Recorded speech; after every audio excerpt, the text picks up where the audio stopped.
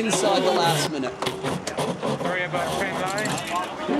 And as Paul Kayard predicted, he thought New Zealand, if they took the left, we're killing 10 straight at it. we may well see Artemis go over to that right-hand side. Artemis, both boats early. Plenty of time to kill still. Look for Artemis. Artemis will come bow down, so that will mean Emirates Team New Zealand will be, you know, tight left, as they call it. Not a lot of pushing and shoving. It's very subtle, but it's about who can speed build now the most effectively as they come into the last 20 seconds. So it's Emirates Team New Zealand that are going to be tight left. Artemis comes in with a lot of speed on. Down comes the bow now of the Kiwi boat. They're both heading towards the pin end. Emirates Team New Zealand, the bow starts to come up on the New Zealand boat. Artemis brings her bow up, but it's Emirates Team New Zealand that got the start that they were looking for, and Artemis immediately attacking out of there in the light conditions, a lot harder to survive, thin on the hip. You got left and right, so maybe take your time on it, right? Rub them out. It is close as Emirates Team New Zealand come in, but Artemis have the power of the right at the top mark. New Zealand are bow forward, but Artemis, as the New Zealanders now come down, they're starting to reach. Who's going to get round the mark first? Fascinating upwind, but it's Artemis on the inside. Emirates Team New Zealand weren't able to turn round the mark. It's Artemis at the first mark as the, look at the chase boats, they're in the way. There, you got them, okay? I don't. Don't let them. Okay, look, you got them. It's very... traffic or something. Okay. Don't let them gain on you here. Okay. Sorry. Well, it's all on here at the top mark, and it's now they begin the swing. Now they turn. Whoa, this is... Up go the Jenicas, and Artemis, of course, in that position. They've gone for a jibe set. Emirates Team New Zealand a bear away set. Artemis, it's the harder manoeuvre for Artemis. The apparent wind just comes forward in the Jenica. It's just set now, tight angle in the light air. Wow, what a beat, what a beat. Okay. He's a little rip, there's a rip. This is on Artemis. Rip on Artemis. This is the third time we've seen this happen. It's going to be all action. They'll know. They're going to try and nurse it into the bottom mark. He's thin. I think the sail, are they going to drop it or are they going to jibe it? Artemis are wounded. So coming into the bottom mark gate, Artemis have ripped their spinnaker. Artemis are on the inside as they come round. They just survived. Emirates Team New Zealand coming in behind. The Kiwis are a bit high on the mark. They're going to be slow into the bottom mark. Artemis have survived as they come into Mark 2. But then he tacks right back, Cam. Emirates Team New Zealand follow Artemis into the mark. The clock is ticking.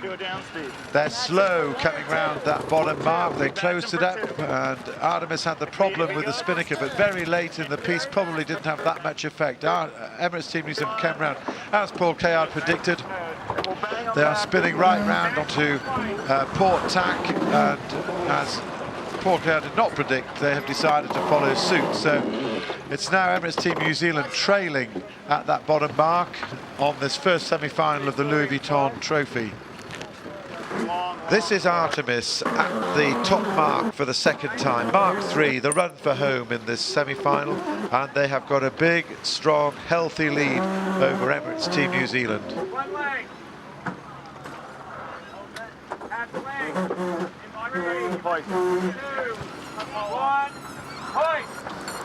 He is thin, if anything. Up goes the replacement Jenica on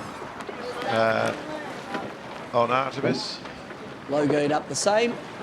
The Hellenic goddess of the sea, in case you're wondering about the Greek mythology. That is the foundation of their name. 25 seconds. That's a huge gap on a short course like this in these light breezes.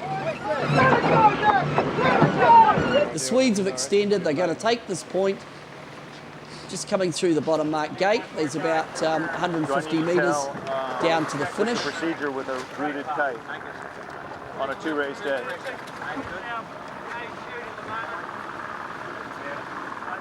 Okay. Oh, big lead, confident sailing by ARTEMIS, by Paul Coward, Terry Hutchinson, Kevin Hall at the back, pointing in the right direction.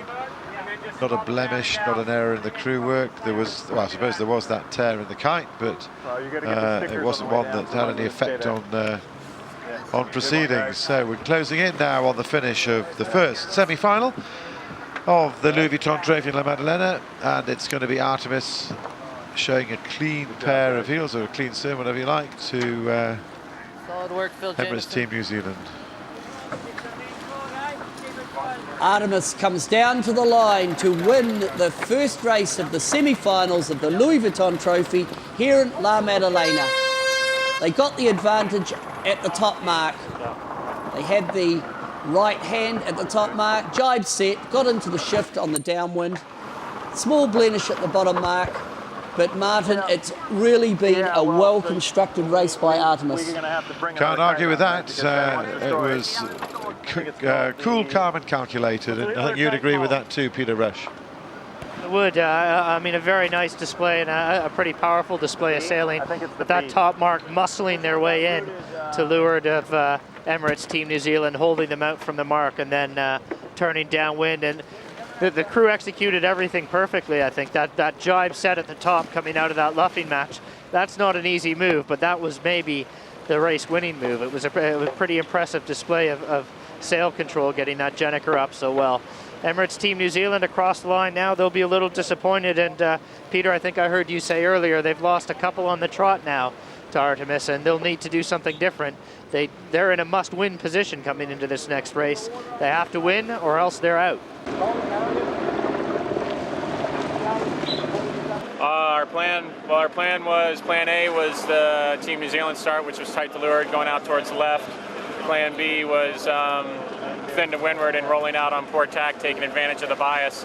You know, I think we probably favored the left-hand side 60-40 for shift, but as you saw, we went off the line in a really big left shift and got our bow out, and I think about the time we tacked, they picked up a little right-hand shift and continued straight, and so both boats split on the lifted tacks for each respective boat. We got a little righty, tacked back. They had to go very overstood to get the left shift, and they tacked, and fortunately for us, the breeze went really far left, and we were able to tack underneath them and lay the mark. From there, it was about doing the maneuver that we did at the top and getting our bow out on the starboard jibe downwind. You give them credit. You give them credit for keeping the race close, because it got, we got forced up into that top mark, and it was pretty light and shifty. We did probably 2 more tacks than we wanted to up there, just to simply stay between our man and the top mark. It's only one race. It's a first to win 2 points, and so it's nice to get the upper hand, but you still got to win 2 points.